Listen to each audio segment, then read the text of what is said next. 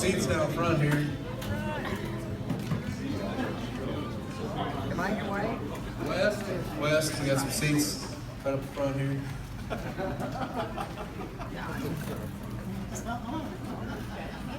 No. I'd like to thank everybody for coming out today to John's retirement party. Although John mentioned it daily for the last 3 months, it's hard, 3 to 5 months. It's hard to believe this day has finally come. John, you told me right after New Year's Day this year that you'd worked your last winter holidays with Schnucks. Well, you have. John Marquart, your 40-year combined career at Schnucks was nothing short of an inspiration to myself, try not to cry here, and to several other teammates that you know you and what you stand for. I've been lucky enough over the last 18 years to learn from and work for you. John exudes so many qualities the company looks for in its common values and has always been a leader in creating a positive and winning culture for those he comes in contact with. Now, I would like to take a look back at some of John's professional and personal history.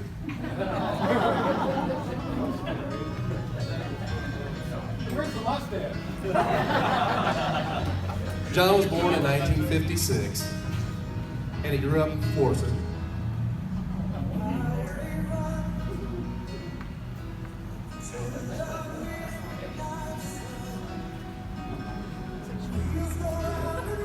This is him with his son Jonathan. He's here today up front with him. John's favorite hobby is fishing. John also really likes tight baby blue shorts, as you can see, next clip. And it's a different pair. It's baby blue though. He married his better half, Kathy, which is right beside him in the picture, in 1985. Is that right, Kathy? Because John told me 84. And you said 85. So it was somewhere in between there. Yeah, John said to go with whatever Kathy said. Around this time, he was the cleanup hitter for Scott Schnuck's softball team in Forest Park. He was the only store employee to play for this team. He started with Schnucks in 1973 at the first Delwood store. He moved up to the new Delwood store in 1974. He left Schnucks in '76 to join his dad in opening Franklin County Buy-Right grocery store in Washington, Missouri. He came back to Schnucks in 1978 when their store went bankrupt. He became a full-time at the Cave Springs store in 1978. He then became grocery manager at the old downtown store in 1981, then co-manager at Breckenridge Hills store in 1985. In 1986, he was tapped to be special projects coordinator for the new check cashing program. He worked directly with Todd Schnuck. Then in 1991, he became a store manager at the Clayton and Hanley store in St. Louis. At this time, it was the most profitable store in the company. He then came south to be the store manager in Columbia in 1994.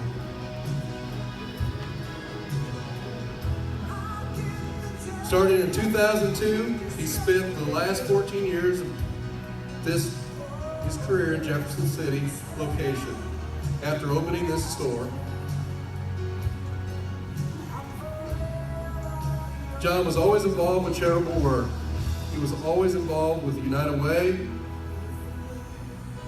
He even kissed the fish to help raise money. He was on the board for the Salvation Army also. I will have to say though, towards the end of John's career, he really started to goof off a little bit. Here in a second we have some examples. But first, let me take a selfie.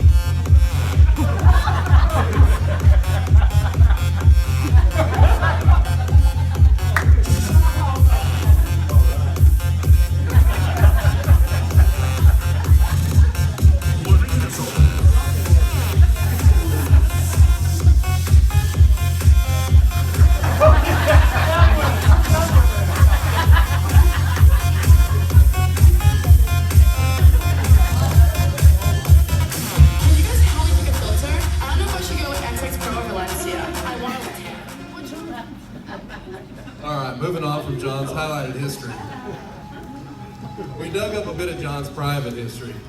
And I have somewhat of a surprise for John, you could say.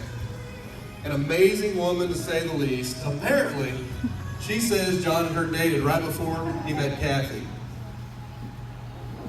Well, she's here. She really wanted to see you, John.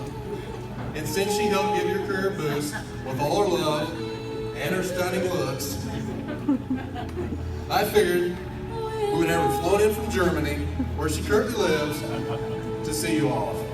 Come on up, John. Come on up. I know you know who she is.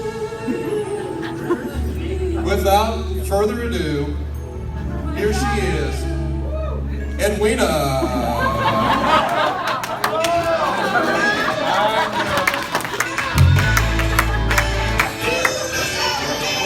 Woo! She's pretty.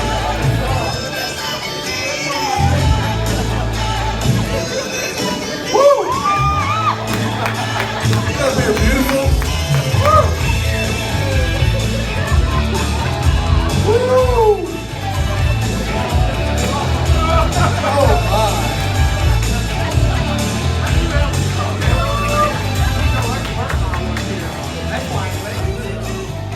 I told Larry Bergmeyer he got out just in time. I heard the two of you guys used to sneak around the back room together. Yes. We started this in probably the early 90s. He has involved me in a lot of different things over the years. Is this your first love? Yes. Okay. I didn't do this before he was the store manager. I just want to set the record straight that any event that we had coming up, watch out there. I know.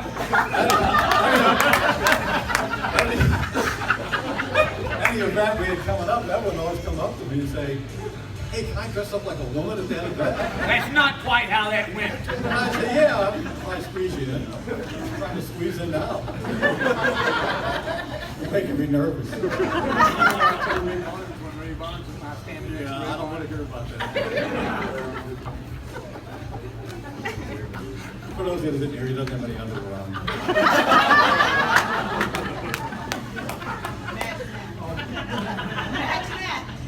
Do you have anything else to add? No, that's all. I think this was plenty. Whoa.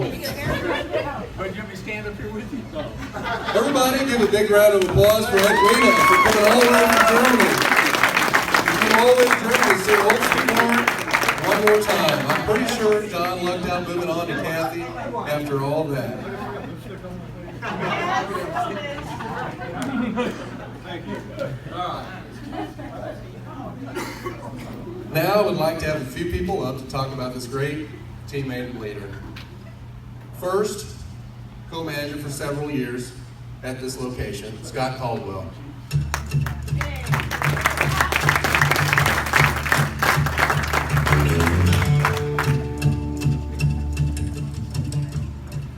This won't have quite the accurate timeline that Nick's presentation did. But,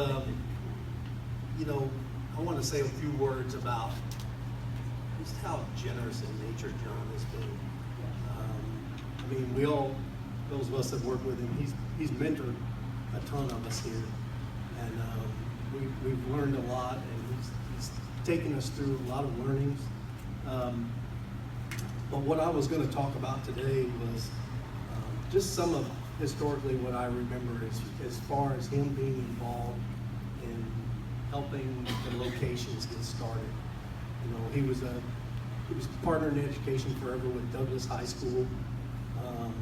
He used to go to meetings there, and they would find the right curriculum and studies and things that would help. These were kids with both special needs and at-risk kids to try to better themselves and get ready to come out into the job market. And so he did a lot with them. I know that they had recognition for attendance and different activities like that, and he did a similar thing with Lewis and Clark once we got to Jeff City. And he had a couple of different relationships with Lewis and Clark, part of which was the partners in there, and then the other part, he had a lot to do with some of the things they did with the bands and that kind of thing, which I'll mention here in a little bit. Jonathan was a band member, and so we had some some really good relationships with some events regarding them. I think you did kind of an instructor for the afternoon, and that was junior achievement or with Douglas. Okay. We started off with some barbecue contests early on in Columbia, and those grew. We had people. The first couple were probably 10 or 12 guys with a pot grill, and then later on they became so big that we moved a few of them over by the university, and probably had 40 contestants maybe or something. If any of you know the Blues Hall barbecue sauce, that guy was there. And so you had everybody from mom and pop, guy that likes to barbecue on the weekend, all the way out to folks that do it nationally. So it was really a good deal. I know you did we had several radiothon partnerships for St. Jude's, and those were also really big. He worked diligently with those. Was it Zimmer then, or was it? Yeah, with Zimmer Radio Group, and some of those events raised probably $50,000 or something like that, 30 to 50,000. They did them on our parking lot, and so those were nice. When 9/11 came along, John was one of the first to get on the phone with the radio station, and they had a huge drive on the parking lot for that, and that one raised like really big money, $100,000, $90,000. He was a local food bank board member for a long time, and always did work once again with Zimmer, and did a lot of the food drives early on when not so many folks were doing them. We did hosted a lot of those food drives, both in Columbia and actually down here as well. In 2007, we had probably the worst ice storm that this community has seen in a very long time. There were 22,000 some odd Cole County and Jeff City residents that did not have power, and John arranged to keep a truck on the parking lot, and we had it actually publicized that he would, people could bring their food over, and I don't know, I think we had some of it 5 days or 6 days or something like that, and so that was just another community thing he did. Nick mentioned the United Way. John pushed really hard to always be a pace setter group with them. He served on the board, I think, 1 year, one term. How much? 5 years? Okay, so he was on the board with the United Way for actually a really long time. Back to the music, one of the things we did it a lot down here. Every Christmas we would have Lewis and Clark over, and John we'd have both the band and the choir, and literally pack the front of the store to the point that we might have been breaking a fire code, and whether or not, I know customers were coming in, they didn't know what was going on. There were so many people up front, but that was a huge thing that we did during the holidays. Was it the Optimist Chili Supper? Is that right? Lions Chili Supper. He did that, and he was the one that would arrange getting all the, as much as he could, he would try to see whether it was with us or anybody else. He was trying to get the chili products for the lowest possible price, and was a big part of that. And then I think you were on onion duty, and so everybody would get to cry while they watched John try to cut onions up. Salvation Army, I know you were on the board with them for a long time. And then we arranged every year, I don't know if it was since we opened or not, but we always did the annual kettle kickoff here, and would have either a governor or a senator, or we had the sheriff, I think, 1 year, but we always had someone that would come speak. Always had the media here. John always did a lot to see that the community knew Schnutz was there for them. He was just huge in doing that. And so the M in Comet, you served that very well. Even before we were calling it the M in Comet, you did just an awesome job with all that. And I think it's taught a lot of us, I think, to hopefully live out some of that legacy and continue with that. And I certainly, my hat's off to you for it. Yeah. Very good. Thank you, Nick. Thank you very much, Scott Polio. Next up, we have our center store manager, Lisa Price, wants to say a few words. Come on up, Lisa.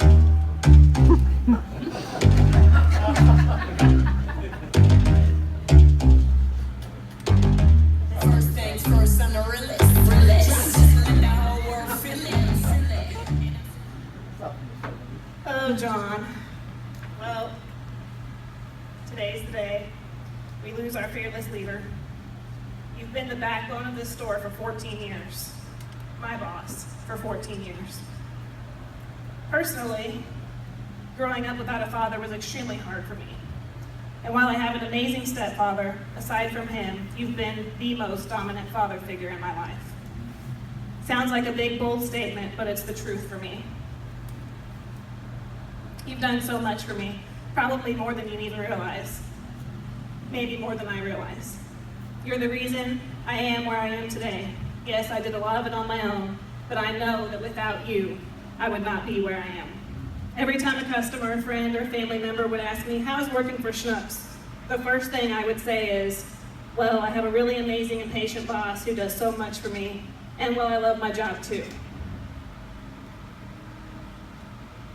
You've done a lot for many people in our community and everyone here, and a lot of people who aren't here. We owe you a big thank you. You have no idea how much you'll be missed. I don't think I've grasped it fully myself. I hope you'll miss us as much as we will miss you. Thank you so much, Lisa. All right, next up, one of John's